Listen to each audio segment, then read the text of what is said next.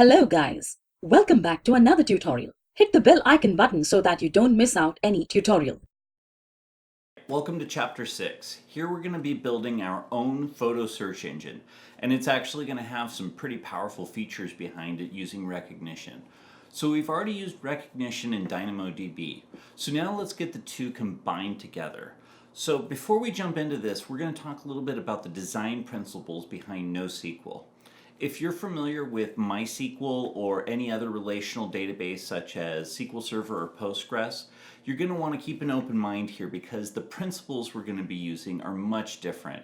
NoSQL databases take an approach of how it's used will dictate the structure of the data going into it, as opposed to the way that relational databases are set up, where you build for basically all occasions by denormalizing your data heavily and then normalizing it based on inner joins or data warehousing at the end of the day. So let's talk about some design principles first before we get started. Okay, so the first thing I'm going to do is move us over to IntelliJ with this guy. I just went ahead and created a file that matches the name of our function, and we have this new folder, Photo Cloud Lambda function. So the goal is now to take all of this information and get it into the DynamoDB. So there's a couple of things that we need to know about that. I think best to demonstrate what I'm talking about, I'll need the documentation, which there's a link below to the same article, so let's go over and take a look at that. So this course isn't about designing SQL and NoSQL databases, but I am going to share with you some of the basic high-level principles so that you can understand the decisions that we'll be making throughout the rest of this course. So first things first, instead of starting with structure, we often start with how are you going to be using your structure? This is a very important consideration inside of NoSQL databases. The reason for this is that the querying ability that you will have, as we saw just a second ago, is limited. There's only so many functions that you can use to query your database. So we are going to need to make sure that we pick a structure that allows for the queries that we want to do. For instance, we know that we want to do a search through the photos for all of the labels and facial expressions that we cataloged. So we're going to put that information into an array because that is rather easy to query. Next thing to understand is that you don't want to create a bunch of tables that all relate to each other. This is a common practice inside of SQL databases and relational databases.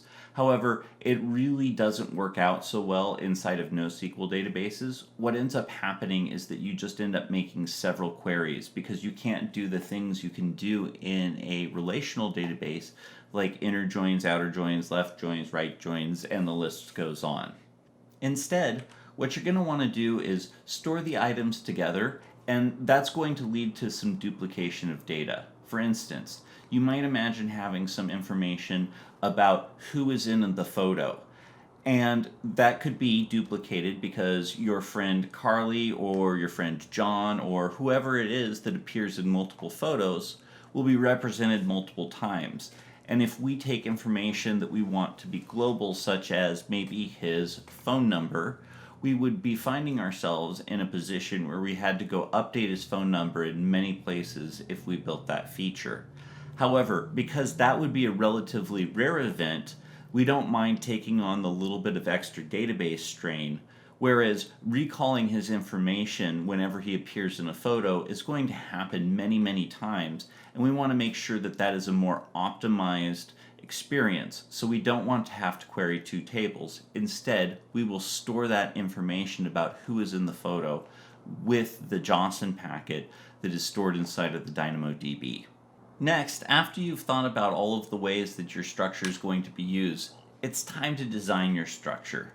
Often, it's useful to just open a blank file and start typing up something that you think would work, and then asking yourself the critical questions about it. Two of the most important questions you can ask yourself is, think about how scanning and querying the data will occur. How am I going to query this? Am I going to have a search box? Do I need to look for multiple parameters? What's going to go on? We're going to start by just having a single search box that allows us to query the photos for things that recognition found in it. So I'm already thinking about just having an array because I know that there's a contains function inside of DynamoDB which will scan the array and find out if it contains an attribute that I'm looking for. The other thing you're going to want to think about is what kind of data are you going to be displaying? How are you going to be displaying it? And what information do you want to make accessible to your users in those circumstances? So for instance, if you wanted to draw face boxes around the faces inside of a photo, we have all of that information inside of the database, but it doesn't need to be structured in a way that it can be queried because we're not asking for photos with faces in the upper left-hand corner of the photo. If we decide to start doing that, then we'll start looking into that information and indexing that stuff in a way that's more queryable. In our case, we're not going to get so fancy where we're actually drawing face boxes, but I do want to make a little page where we can display the information that we got. And then there's always the KISS principle. Don't over-design things. Just keep it simple. Oftentimes, developers are over-architecting things like their data structures so that it's all future-proofed and it can take on any problem that comes down the pipeline. The problem is, oftentimes you don't expect the problem that does come down the pipeline. So keep it simple and remember that you could always write a Lambda function that goes through and starts to rework the data in your database into something that's more useful to you in the future. Okay, so as you can see, the basic design principles are pretty straightforward. So what we're going to be doing in the next videos is taking these lessons that we've learned and restructuring the data that recognition gives us back into something that's more useful for us to query, that can exist inside of DynamoDB and meet our needs. Let's go ahead and get into it and see how the code's going to work. Thank you for watching.